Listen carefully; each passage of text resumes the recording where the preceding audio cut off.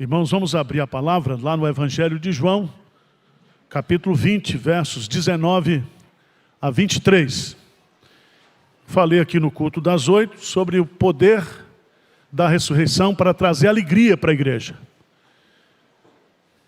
Somente quem contempla e experimenta um relacionamento com o Cristo vivo desfruta da verdadeira alegria. Alegria imperdível. Imperdível. Mas eu quero mostrar nesse texto a importância para a igreja de nós termos esse relacionamento, essa contemplação do Cristo vivo. Vocês sabem que após a ressurreição de Cristo, Ele não se manifesta mais publicamente aos homens, exceto para a sua igreja. Os seus discípulos não tiveram acesso a Jesus, mas Jesus ia ao encontro dos seus discípulos. Era Jesus que tomava a iniciativa de se manifestar. Veja no capítulo 20, a partir do versículo 19, ao cair da tarde daquele dia, o dia da ressurreição, o domingo, primeiro da semana, trancadas as portas da casa onde estavam os discípulos, com medo dos judeus, veio Jesus, pôs-se no meio dele e disse-lhes: paz seja convosco. E dizendo isso, lhes mostrou as mãos e o lado. Alegraram-se, portanto, os discípulos ao verem o Senhor. Disse-lhes, pois, Jesus, outra vez: paz seja convosco. Assim como o Pai me enviou, eu também vos envio. E havendo dito isto, soprou sobre eles e disse-lhes: recebei o Espírito Santo. E se de alguns perdoardes os pecados, são-lhes perdoados.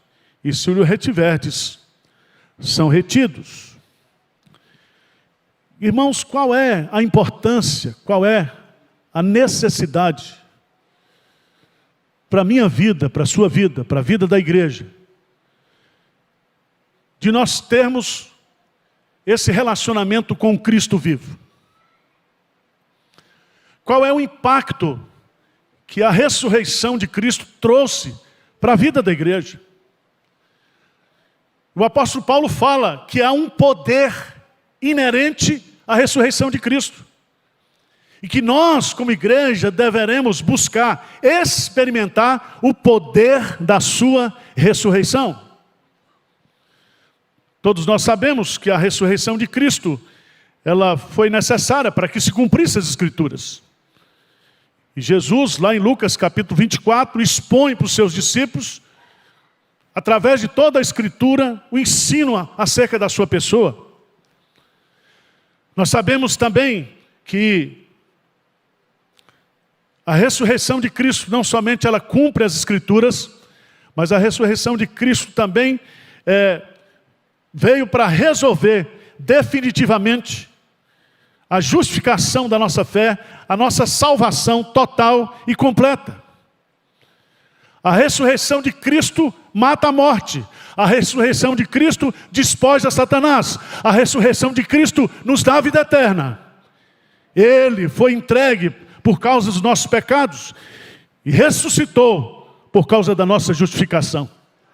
Se Cristo não tivesse ressuscitado, a nossa fé era vã. Nós seríamos as pessoas mais miseráveis deste mundo. Mas Ele ressuscitou. Ele ressuscitou. Mas Jesus ressuscitou também para garantir a nossa ressurreição.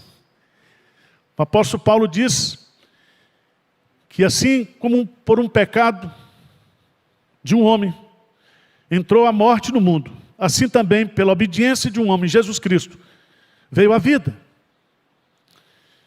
E todas as consequências mortíferas e mortais que o pecado trouxe através da desobediência de Adão, agora pelo ato de obediência de Cristo, tudo isso é desfeito. Por isso que ele é chamado as primícias dos que dormem, porque o mesmo Espírito Santo que ressuscitou a Cristo, ele também nos ressuscitará. A ressurreição do nosso corpo está garantida por causa da ressurreição de Cristo.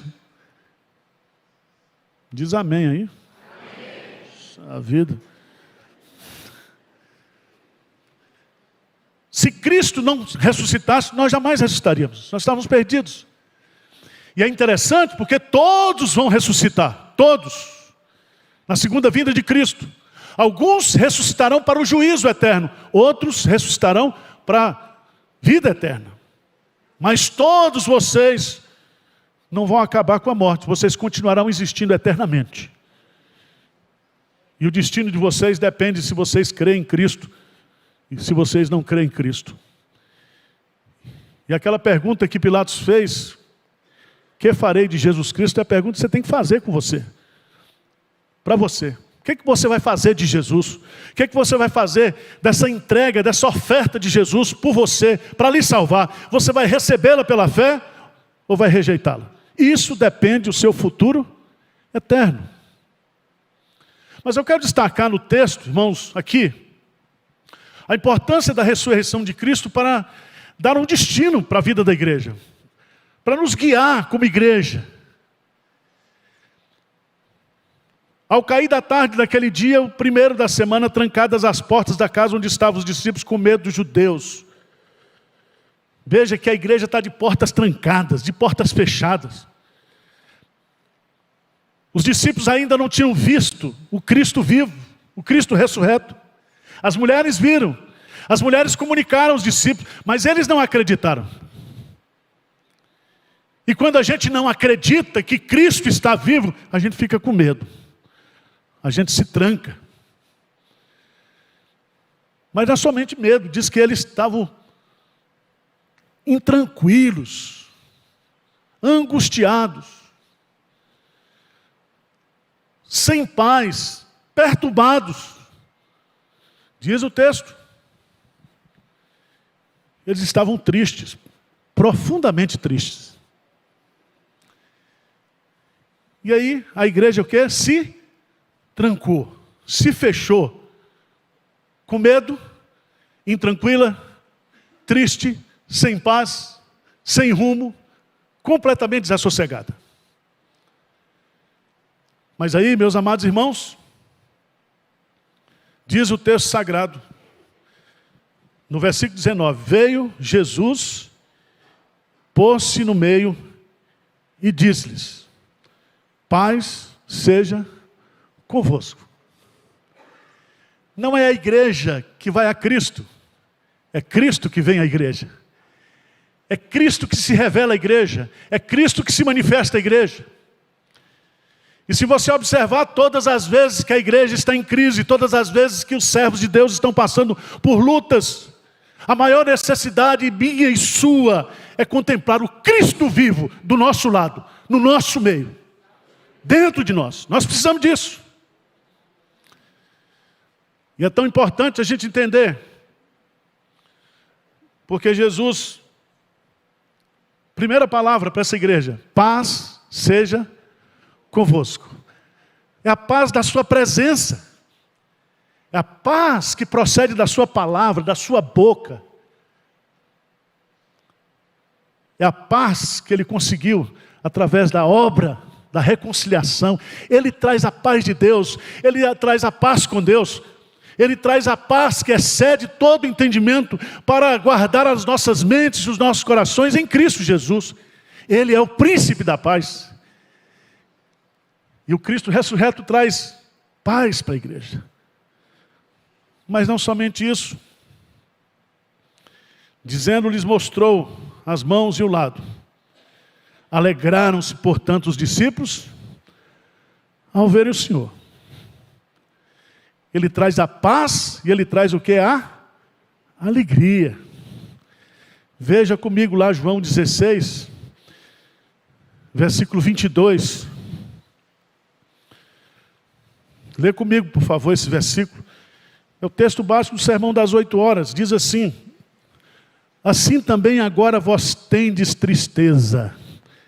Agora é o advérbio de tempo, agora, nesse momento que eu estou indo para a cruz, vocês estão tristes.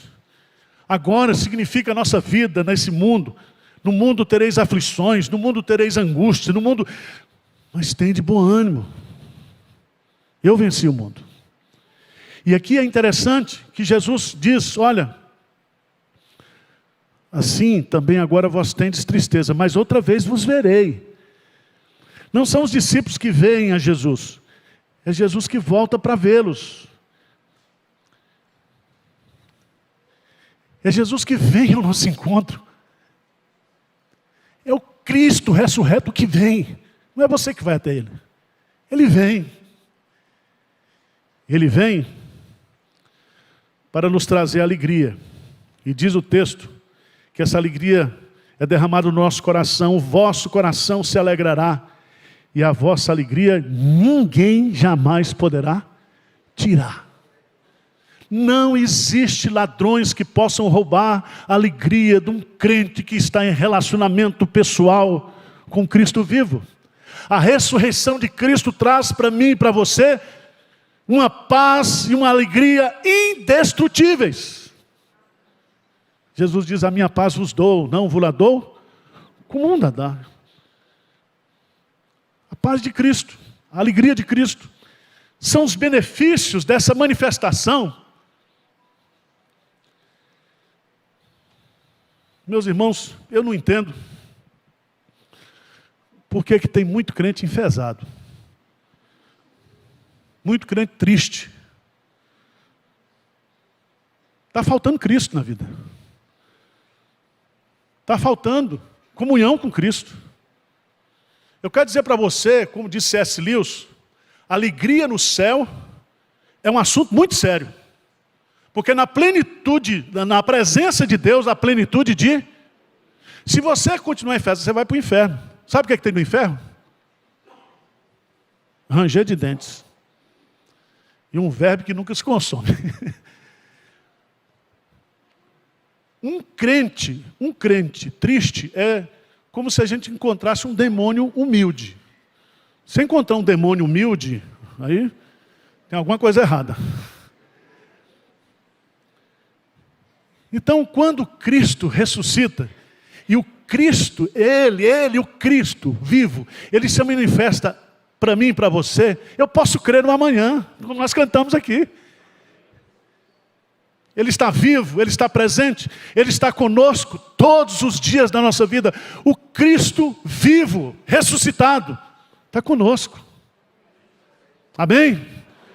Então a primeira coisa que o Cristo vivo traz para a sua igreja, medrosa, perturbada, angustiada, sem paz, é a sua presença.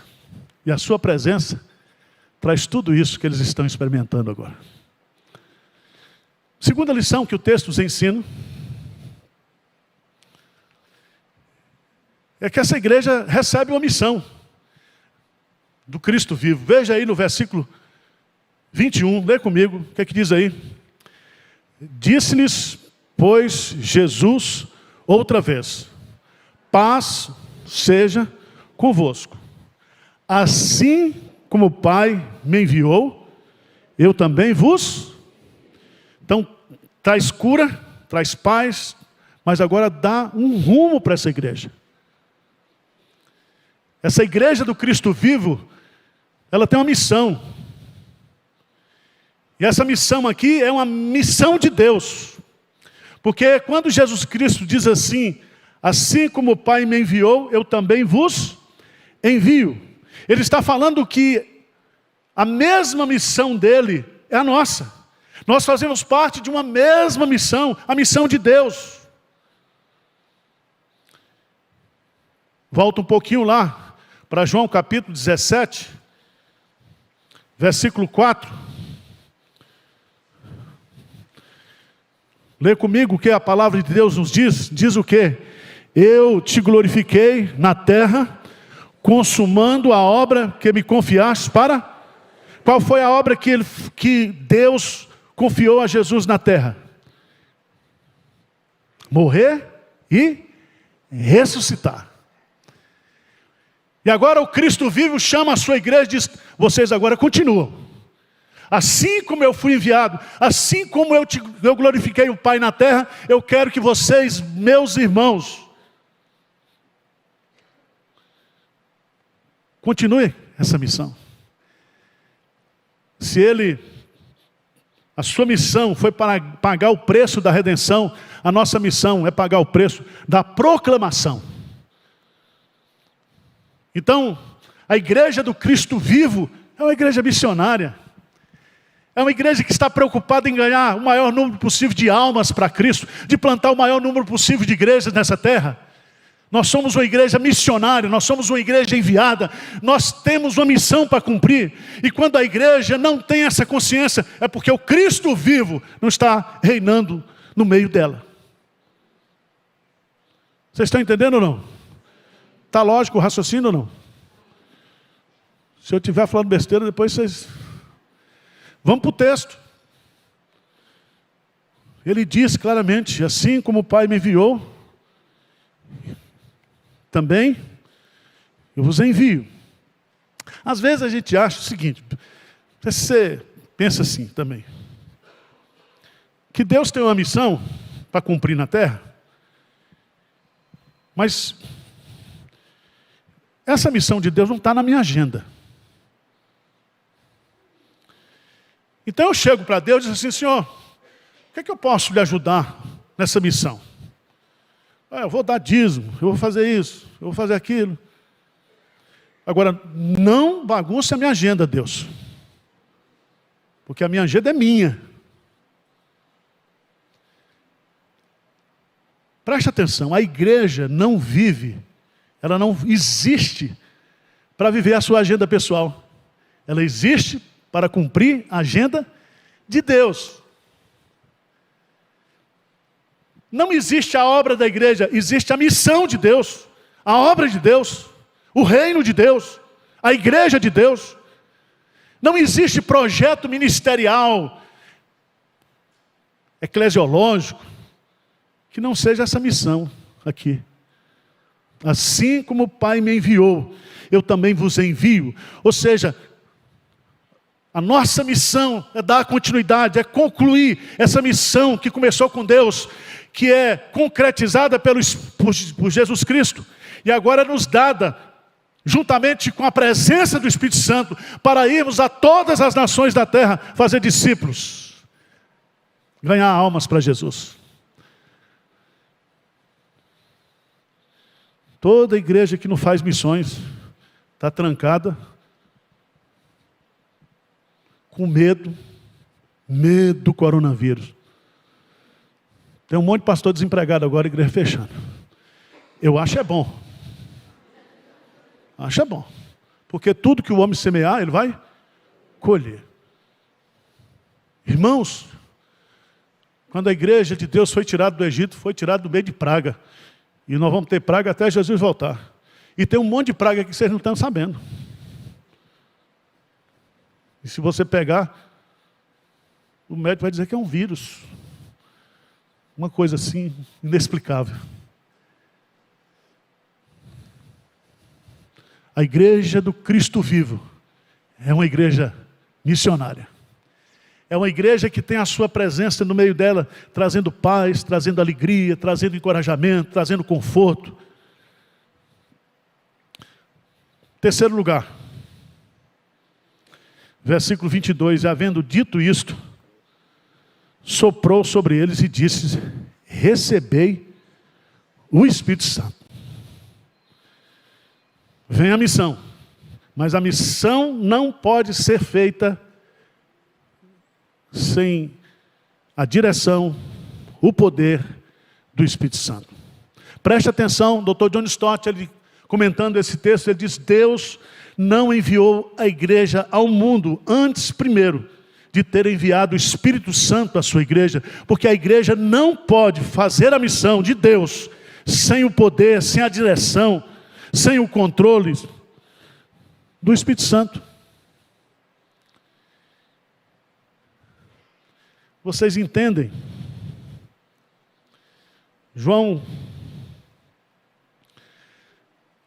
Jesus vai dizer claramente que se ele não for, o Espírito Santo não poderia vir. Agora veja lá o texto de Atos dos Apóstolos, capítulo 2. Atos dos Apóstolos, capítulo 2.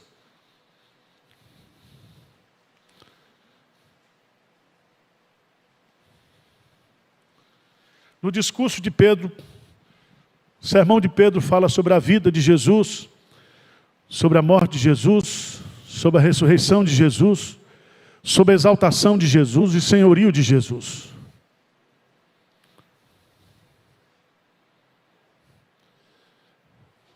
Versículo 33, do capítulo 2 de Atos. Lê comigo, por favor. O que diz? Exaltado, pois, à destra de Deus, tendo recebido do Pai a promessa do Espírito, derramou isto que vedes e ouvis. Presta atenção. Cristo entronizado, tomou posse, sentou na cadeira. Primeiro ato do presidente, do governador, mandar o quê? O Espírito Santo. Exaltado, entronizado, o primeiro ato dele foi cumprir a promessa do Pai, derramando o Espírito Santo sobre a igreja. Então, Cristo ressurreto, quando Ele sopra o Espírito Santo, Ele está, de uma certa forma, antecipando o que aconteceu de fato, histórico, mas Ele já está mostrando que sem o Espírito Santo, sem o poder do Espírito Santo, nós não podemos fazer nada. É o Espírito Santo que convence o homem do pecado, da justiça e do juízo. É o Espírito Santo que ensina. É o Espírito Santo que conduz. É o Espírito Santo que glorifica a Cristo. É o Espírito Santo que produz a regeneração, a santificação, a glorificação. O Espírito Santo é o executivo de Deus na obra missionária. E o Espírito só veio porque Cristo o quê? Ressurgiu. Ressurgiu. Então nós precisamos do avivamento. Nós precisamos do poder do Espírito Santo. Esse Espírito que o mundo não pode receber. Ele está com você. E habita em você permanentemente. Você está selado. Você está penhorado por Ele. Ele pode produzir o caráter de Cristo em você. Ele pode dar os dons espirituais para você. Ele está transformando você de glória em glória até que você seja igual a Cristo. O Espírito Santo. O Espírito Santo que dá poder para pregar. É o Espírito Santo que cura, que sara, que restaura, que liberta.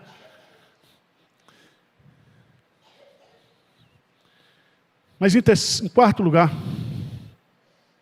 encerrando a exposição do texto, diz no versículo 23, se de alguns perdoardes os pecados, são-lhe perdoados.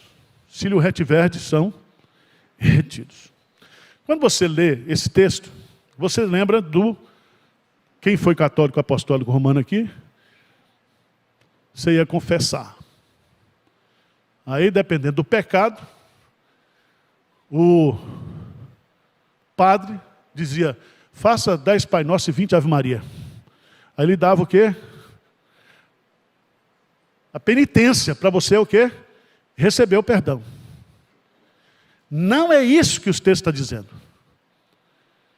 O texto está dizendo que a igreja é a única organização do mundo que tem o poder de proclamar, através do Evangelho de Cristo, o perdão de pecados, a salvação. Você pode pegar todas as instituições que existem no mundo, maçonaria, Rotary, religiões como o Espiritismo, todos fazem caridade, todos têm escola, todos têm hospital, tem tudo, só não pode perdoar pecado. Só a igreja, no poder do Evangelho, tem essa mensagem. Se você crê, você está salvo. Se você não crê, você está condenado. Só a igreja desse Cristo vivo, no poder do Espírito Santo, tem essa mensagem. Somos embaixadores de Deus. Nós podemos chamar a todos os homens para que se reconciliem com Deus. É uma mensagem única, exclusiva, intransferível. Essa é a nossa missão. A nossa missão. E esse Cristo vivo está conosco. E eu queria concluir levando você para Marcos, capítulo 16. Marcos, capítulo 16. E eu fico impressionado, meus amados irmãos, aqui na igreja de Pinheiros, que quanto mais você avança na obra missionária, mais Deus faz milagres. Mais Deus abençoa, mais Deus multiplica. É uma benção. Mais Deus aumenta os problemas. Mais Deus manda gente complicada para cá. Só chega aqui fora da curva. Aí encontra um monte de fora da curva, aí dá tudo certo, né? A igreja é quase um hospício espiritual, mas é uma benção.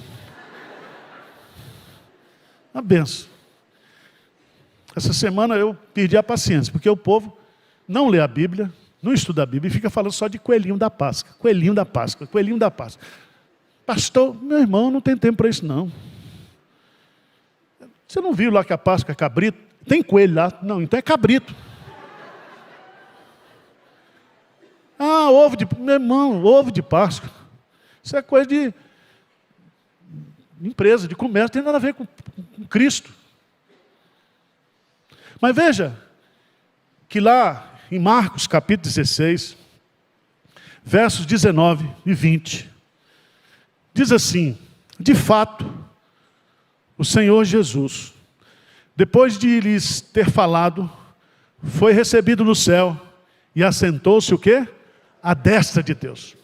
Onde é que está a igreja? A igreja está na terra. Nós estamos aqui. Lê comigo o versículo 20, o que é que diz? E eles, tendo partido, pregaram em toda parte, cooperando com eles o Senhor, e confirmando a palavra por meio de sinais que se seguiam. A igreja destrancou a porta. A igreja agora não está com medo, porque o Cristo está à destra de Deus. Ele reina, Ele é Senhor. Ele tem toda a autoridade no céu e na terra. E Ele diz para a sua igreja: vá, vá. E a igreja vai. Vai, conduzida pelo Espírito Santo, pregando em toda parte. Pregando em toda parte. E Deus no céu, cooperando com eles e confirmando a palavra por meio de sinais que se seguiam. Sinais de poder espiritual, sinais de comunicação, sinais de proteção, sinais de cura, sinais de recursos humanos, de dinheiro, do que a igreja precisar para fazer a missão, Ele vai nos dar. Então, voltando para João, capítulo 20. Quais são os benefícios que o Cristo vivo traz para mim e para você? Primeiro, a sua presença tira todo o nosso medo, toda a nossa intranquilidade. Ele está vivo. E nós estamos vivos com Ele. Ele está vivo e Ele está no nosso meio. Ele habita em nós. Não fica com medo. Não fique intranquilo, não fica triste. Ele veio para trazer alegria para nós. Segundo, observe que Ele veio para nos dar uma missão, para nos dirigir. Ele é o supremo pastor, Ele é o dono da igreja. Ele se manifesta dizendo assim: como o Pai me enviou, eu também vos envio. Mas Ele não manda a igreja cumprir a missão sozinha. Ele vai com a gente. O Espírito Santo foi nos dado. Ele está conosco todos os dias até a consumação dos séculos. Mas Ele também nos dá a autoridade da palavra de Deus, a autoridade do Evangelho de Jesus Cristo, o Cristo glorioso, de dizer: se você crer nesse Cristo, os seus pecados estão perdoados. Você passou da morte para a vida. Louvado seja Deus. Que nesse dia de ressurreição, você não vai comer bacalhau porque está muito caro. Mas como sardinha em lata, faz uma festa. Porque o reino de Deus não é comida nem bebida, mas justiça, paz e alegria no Espírito Santo. E é isso que Cristo traz para a nossa vida. Amém? Então levante-se, anime, se fortaleça.